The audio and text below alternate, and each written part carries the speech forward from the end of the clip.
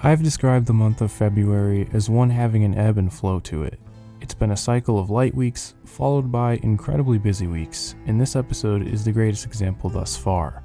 My average viewing nearly doubled over the last week, and while a lot of that fell under quantity rather than quality, there's still plenty to discuss. As always, just a reminder that I haven't seen every single match to have taken place, and the ones I choose to talk about are all based on my personal enjoyment and nothing else. A slight spoiler warning, as I will be talking about match finishes here too. After watching 83 matches spanning 15 promotions, here are a few of my favorites from the 4th week of February. Fantasticomania concluded last Monday with a very strong card. The run of matches to end the show are all worth going out of your way for, though my personal favorite was a singles match featuring Atlantis Jr. and Hechicero. By now, we should know what to expect with Hechicero's technical wizardry, and the opening exchanges here are awesome. He's designated heel here, and he has much more of an edge in his delivery compared to, say, his appearances on AEW television. This is at no cost of flashiness, as each counter is as fluid as they are clever. Something I appreciate about Hechicero's performance here is all the different ways he cuts off Atlantis Jr.'s high-risk offense. He stops him mid-dive by bracing himself in the middle of the ropes, or he grabs his leg at the very last second when Atlantis climbs to the top turnbuckle, and even counters a knee strike after significant targeted offense pays off. It's a very persistent and frustrating performance put in by the Alchemist. Atlantis Jr. provides many impressive offensive displays in spite of this, escalating in violence and desperation. It isn't all dives and submission attempts, as the two can throw bombs in their own right. After a thrilling 12 minutes, Atlantis eventually does land his knee strike and pins Hechicero after a frog splash. This made for a wonderful showcase match, which was entirely the point. I can't say much else other than to seek this one out and enjoy the ride. This whole tour was a blast, and by now, I understand how hard I've been sleeping on CMLL over the last year especially. When I last talked about Dan Tamura, he called out Fuminori Abe as his next challenger for the All Japan World Junior Heavyweight Championship. I've had this one circled on the calendar for a while, as the prospect of Abe testing Tamura's limits was very exciting. Things begin with some strong exchanges on the mat. Abe is the more technically inclined of the two, though Dan imposes his strength early on. Abe takes a couple of brutal shots before adjusting his strategy. He hits a dragon screw leg whip out of a pin attempt that changes the course of the match entirely. This first dragon screw rocks Tamura, giving Abe the chance to really get to work on the left knee. He does so extensively between a variety of holds, joint manipulation, or just teeing off on the leg with kicks. This first major control segment is great. Abe is brutal as expected, and Tamura does a good job of conveying his pain. The champion is able to get back into the match as Abe overreaches just a bit, drawing a rope break amidst his submission attempts. Dan throws a shoulder tackle out of desperation, and with this opening gives himself some space. This tends to be how the rest of the match unfolds. Tamura sticks with his straightforward, hard-hitting offense at any given opening, only for Abe to go back to the knee. The striking between the two is predictably strong, laying in throughout the rest of the match. As Dan continues to struggle with the knee, you can see him stumbling and stomping that left leg into the mat to get the feeling back in the nerves. He makes the most of his windows to fire back, at one point, hitting 10 short arm lariats in a row, which I still get a kick out of. The pace quickens heading into the final stretch, where things do take a slight turn for the worse in my opinion.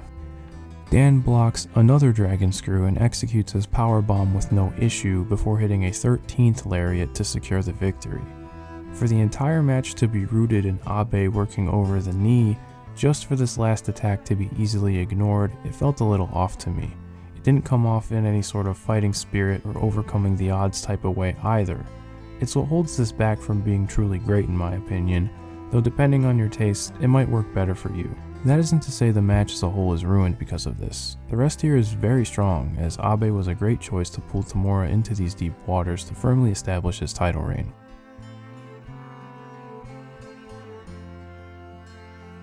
Curiosity got the best of me as far as the stipulation for Athena's latest defense of the Ring of Honor Women's World Championship. Seeing 2 out of 3 falls table match would raise many eyebrows, though it turned out to be a very fun gimmick match, filled with the violence and details that has made this Athena run so great. Admittedly, I have not been keeping up with the ROH Honor Club weekly series as closely as I used to, so I was out of the loop that Athena was in fact the babyface of this feud, though I think the match benefits from it greatly. Athena attempts to get at Nyla early, though the native beast ragdolls her around from the jump. We get the first fall, as Nyla hits consecutive power bombs to the apron and a table set up at ringside. Commentary points out that Nyla hit that first power bomb to prevent any sort of counter, which makes a ton of sense. While she has a strength advantage, she still doesn't take the champion lightly, and takes the proper measures to secure the fall right away. I think having the first fall take place so early is very effective. It simultaneously makes Nyla look imposing, while giving the champion a stark disadvantage to overcome. Additionally, I don't think a 2 out of 3 falls table match is something that should be going incredibly long to begin with. The second fall is given more time for Nyla to be in control, and with this being unfamiliar territory for this Athena reign, I was excited to see how she would fight from underneath. A lot of it is generated through opportunistic timing and ring awareness, and to little surprise, her uncompromising brutality. This leads us to the second fall, where Athena escapes an apron chokeslam over the ropes, and quickly hits an O-face onto Rose, causing her to slingshot off of the ropes to the table below. It's a really cool spot, and I think the entire sequence progresses in a very natural way. Even going back to the initial setup of the table itself, Athena takes the time to rain down strikes on Nyla to create some time and space. This attention to detail is very cool, and something like this could have easily been overlooked in this setting. The third fall is incredibly well done, as there's a table positioned in the ring and on the floor, with both competitors fighting for positioning in the corner. It could literally go either way from this point, and in a crazy act of strength, Athena positions Nyla on her shoulders, launching her down to the table below to secure the winning fall.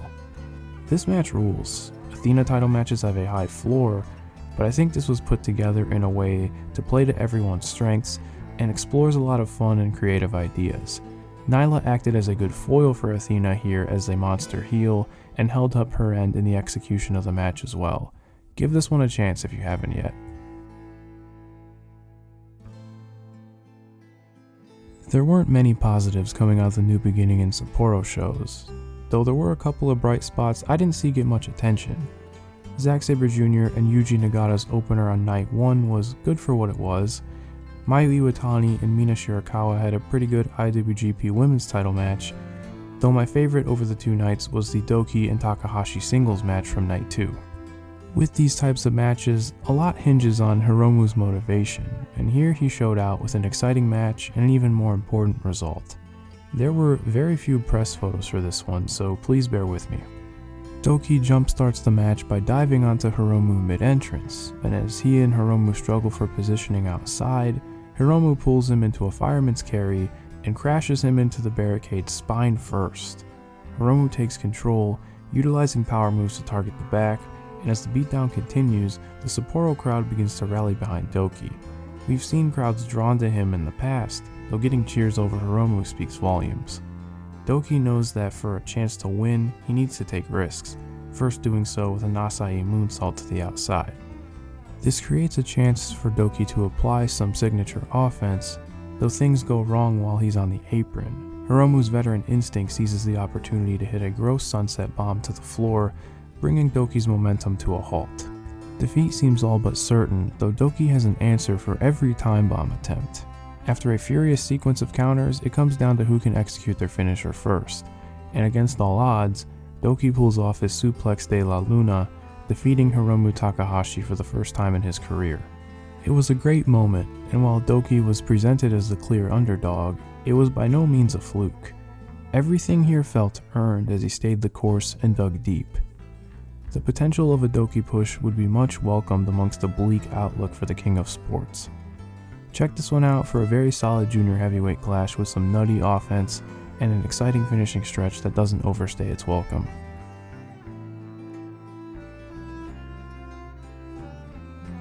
The Mustafa Ali World Tour has made its way onto the channel. Prestige Wrestling hosted the match that many were calling for once he announced his independent run, in a main event match against Speedball Mike Bailey. Ali's recent schedule of essentially showing up everywhere mirrors that of Speedball in the last couple of years. These natural parallels between their careers and their styles make for a matchup that on paper is a no-brainer. This could have easily just been a high-impact thrill ride, though this took its time and was rooted in something a bit more focused. The 24-minute runtime seems daunting heading in, though they really take their time to embrace the crowd reaction as well as the moment themselves.